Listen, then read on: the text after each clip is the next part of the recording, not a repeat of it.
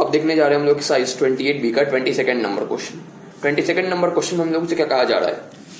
कहा जा रहा है कि find the distance of point 0, -3, 2 from the plane x + 2y - z = 1 measured parallel to the line x + 1/3 = y + 1/2 = z/3। अब देखो मैं क्वेश्चन समझाता हूं। आपको क्या बोला जा रहा है? मान लो ये रहा ये वाला पॉइंट 0, -3, 2। इस पॉइंट से लेकर आपको इस प्लेन तक की डिस्टेंस बतानी है। और मान लो ये वाला लाइन ये रहा, तो आपको इस पॉइंट से लेकर इस प्लेन तक की डिस्टेंस बतानी है इस लाइन के पैरेलल। मतलब आपको ये वाला डिस्टेंस बताना है। देखो डिस्टेंस तो बहुत सारा हो सकता है ना, ऐसे हो सकता है, ऐसे हो सकता है, ऐसे हो सकता है, किधर से भी हो सकता है, लेकिन आपको वही डिस्टेंस बताना है जो कि इस लाइन के पैरेलल वो वाला डिस्टेंस लाई करे। अच्छा, अब डिस्टेंस बताने के लिए हम लोग क्या करेंगे? सबसे पहले ये डिस्टेंस जिस भी लाइन पे लाई कर रहा हो, ये किसी लाइन पे तो लाई कर रहा होगा ये डिस्टेंस, ठीक है, जिस भी लाइन पे लाई कर रहा हो, सबसे पहले हम लोग उस लाइन की इक्वेशन लिखेंगे। और जैसे हम लोग उस लाइन की इक्वेशन लिख लेंगे वैसे ही हम लोग उस लाइन की और इस प्लेन की इंटरसेक्टिंग पॉइंट निकालेंगे। मेरे पास जब इंटरसेक्टिंग पॉइंट आ जाएगा और फिर मेरे पास ये पॉइंट है, तो इन दोनों के बीच में जो डिस्टेंस होगा, डिस्टेंस फॉर्मूला से निकालने के बाद वही मेरा एक्चुअल आंसर होगा। हाँ ठीक है, तो मेरा मेन फोकस हो गया किस पे? ये डिस्टेंस जिस लाइन पे लाई कर रहा है उस लाइन की इक्वेशन लिखने पे। अब देखना, ये लाइन ये वाला है और ये लाइन पैरेलल है, मतलब इस लाइन का डायरेक्शन रेशियो 3, 2, 3 होगा। ऐसा क्यों? क्योंकि अगर दो लाइन पैरेलल होते हैं तो उनका डायरेक्शन रेशियो हमेशा सेम होता है। तो इस वाली लाइन का डायरेक्शन रेशियो हम लोगों को मिल गया जो कि है 3, 2, 3। ठीक है, अब देखना, अब ये लाइन किस पॉइंट से पास कर रहा है? 0, -3, 2 से। तो क्या मैं इस लाइन की इक्वेशन लिख सकता हूं? हाँ बिल्कुल लिख सकता हूं। कैसे? x - x1/a = y - y1/b = z - z1/c। जहां पे x1, y1, z1 उस पॉइंट के कोऑर्डिनेट होते हैं जहां से वो लाइन पास कर रहा होता है, यानी कि 0, -3, 2।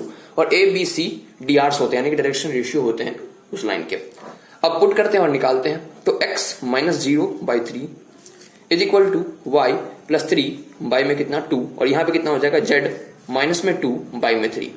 यही हो जाएगा मेरे पास रिक्वायर्ड लाइन की इक्वेशन। अब देखो आगे, अब क्या करता हूं मैं? इस लाइन पे लाई करने वाले किसी भी जनरल पॉइंट के कोऑर्डिनेट निकालता हूं। ठीक है, मैं इसको अगर लैम्डा बराबर मान लूं तो मेरे पास x कितना हो जाएगा 3 लैम्डा, y कितना हो जाएगा 2 लैम्डा - 3 और z कितना हो जाएगा 3 लैम्डा + 2। अब इंपॉर्टेंट बात यह है कि ये जो मेरे पास कोऑर्डिनेट है क्या वो इस पॉइंट के लिए भी वैलिड होंगे? ऐसा क्यों? क्योंकि भाई साहब ये जनरल कोऑर्डिनेट है और ये उन सारे पॉइंट्स के लिए वैलिड होंगे जो कि इस लाइन पे लाई कर रहा है। तो क्या ये पॉइंट इस लाइन पे लाई नहीं कर रहा? हाँ कर रहा है। इस पॉइंट को मैं क्यू बोलता हूँ, ठीक है, तो क्यू के लिए भी ये कोऑर्डिनेट वैलिड होंगे। तो मैं क्यू की जगह पे ये पुट कर सकता हूँ। हाँ बिल्कुल कर सकता हूँ। तो यहाँ हो जाएगा 3 लैम्डा, यहाँ पे कितना हो जाएगा 2 लैम्डा - 3 और यहाँ पे कितना हो जाएगा 3 लैम्डा + 2।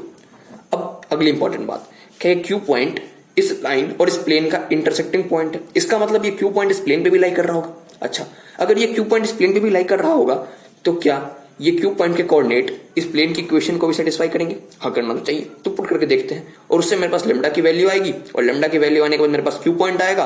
फिर मान लेता हूं इस पॉइंट को P, तो फिर हम लोग पी क्यू के बीच में डिस्टेंस निकाल लेंगे डिस्टेंस फॉर्मूला से, वही मेरा रिक्वायर्ड आंसर होगा। चलिए, तो मेरे पास प्लेन की इक्वेशन क्या थी? x + 2y - z = 1। ठीक है, अब पुट करते हैं तो यहाँ पे हो जाएगा 3 लैम्डा, ठीक है ना, 3 लैम्डा + 2, उसके बाद 2 लैम्डा - 3 माइनस में 3 लैम्डा + 2 = 1। ये कितना हो गया? 3 लैम्डा + 4 लैम्डा -6 - 3 लैम्डा - 2 = 1। देखो 3 लैम्डा 3 लैम्डा तो कट गया, ये हो गया 4 लैम्डा और -6 - 2 को उस साइड अगर मैं भेजूं तो 4 लैम्डा = 6 और +2 8 + 1 9 हो गया। ठीक है, मेरे पास लैम्डा कितना हो गया 9/4। अब मैं लैम्डा की वैल्यू 9/4 यहां पुट करता हूं, मेरे पास क्यू पॉइंट आ जाएगा। इसको अगले पेज में करते हैं अपन। अब देखना, मेरे पास पी पॉइंट ये था, क्यू पॉइंट हम लोगों ने लैम्डा के टर्म में ये लिखा था और मेरे पास लैम्डा की वैल्यू 9/4 आ गई थी। अब मैं लैम्डा की वैल्यू इसमें पुट करने वाला हूं ताकि मेरे पास क्यू पॉइंट का प्रॉपर कोऑर्डिनेट आ पाए। तो क्यू कितना हो जाएगा 3 × 9/4, 2 × 9/4 - 3, 3 × 9/4 + 2। अब देखना ये कितना हो जाएगा मेरे पास, ये तो हो जाएगा 27/4, ये कितना हो जाएगा 18 और माइनस में कितना 12/4। ठीक है, और यहाँ 9 से 27 और यहाँ पे 8/4। ठीक है, तो क्यू पॉइंट कितना हो जाएगा मेरे पास फाइनल 27/4 यहाँ हो गया, यहाँ पे कितना हो गया मेरे पास 6/4 और यहाँ पे कितना हो गया 35/4। अब मेरे पास ये क्यू पॉइंट आ गया, मेरे पास पी पॉइंट पहले से पता था। अब पी क्यू के बीच में डिस्टेंस निकाल लेते हैं डिस्टेंस फॉर्मूला से। तो पी क्यू कितना हो जाएगा √27/4 का होल स्क्वायर + 6/4 यानी कि 3/2। ठीक है, 3/2 और यहाँ कितना है -3 यानी कि +3 हो जाएगा प्लस 3 का होल स्क्वायर और प्लस में कितना 35/4 माइनस 2 का होल स्क्वायर। अब इसको सॉल्व करना है और आंसर निकालना है। तो ये कितना हो जाएगा मेरे पास, सबसे पहले और सॉल्व करते हैं, हो जाएगा 27/4 का होल स्क्वायर और ये 6 + 3 यानी 9/2 का होल स्क्वायर और ये कितना हो जाएगा 35 और माइनस में 8/4 का होल स्क्वायर यानी कि 27/4 का होल स्क्वायर, 27/4 का होल स्क्वायर। अब सॉल्व करते हैं, ये कितना हो जाएगा मेरे पास 27 का स्क्वायर कितना होता है 729 और ये 4 है ना यार, 4 है, ये 4 है तो 16 हो जाएगा यहाँ पे। 9 का स्क्वायर 81/4 हो जाएगा और प्लस में 729/16 हो जाएगा। क्यों ना मैं यहाँ पे भी 16 बना दूं, कैसे ऊपर नीचे 4 से मल्टीप्लाई डिवाइड करके, तो यहाँ 16 हो जाएगा और यहाँ 81 × 4 कुछ भी होगा। अब सॉल्व करना पड़ेगा इसको, तो करते हैं। सबसे पहले तो 16 एलसीएम ले लेंगे, यहाँ 729, अब ये हो जाएगा मेरे पास 4 और ये कितना हो गया 32, ठीक है ना, और ये कितना हो गया 729।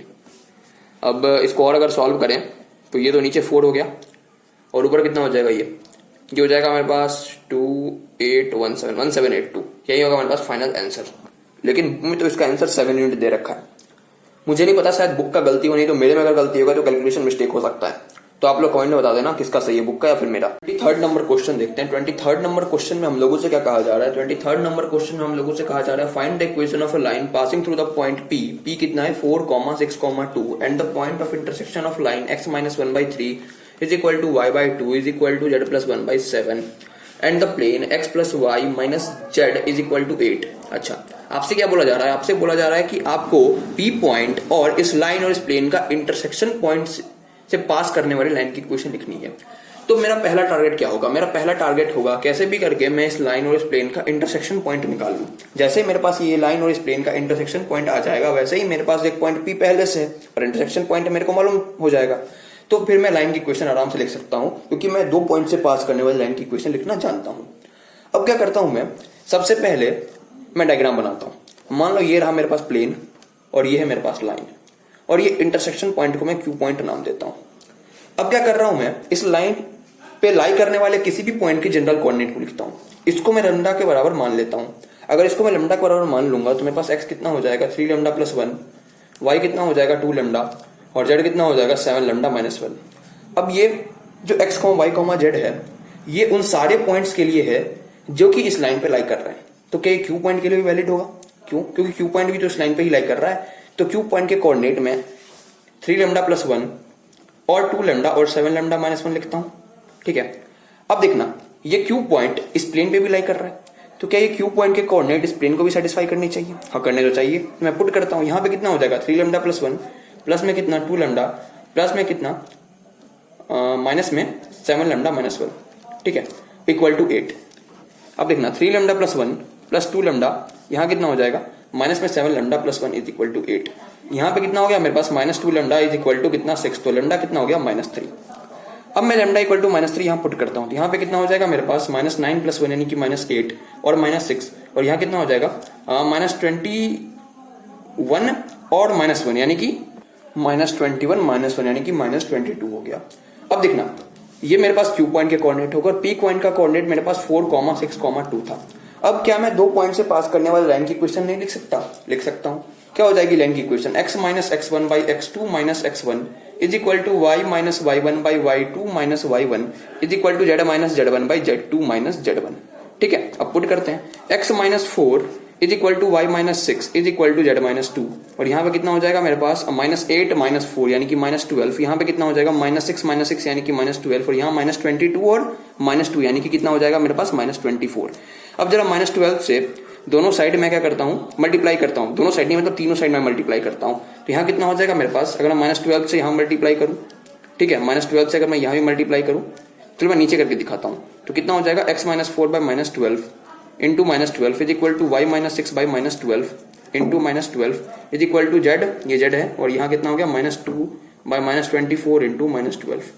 तो ये कितना हो जाएगा मेरे पास, ये तो कट गया, ये तो कट गया और ये यहाँ पे 2 हो गया, यानी कि मेरे पास फाइनल लाइन की इक्वेशन क्या हो जाएगी, x - 4/1 is equal to y - 6/1 is equal to कितना z - 2/2।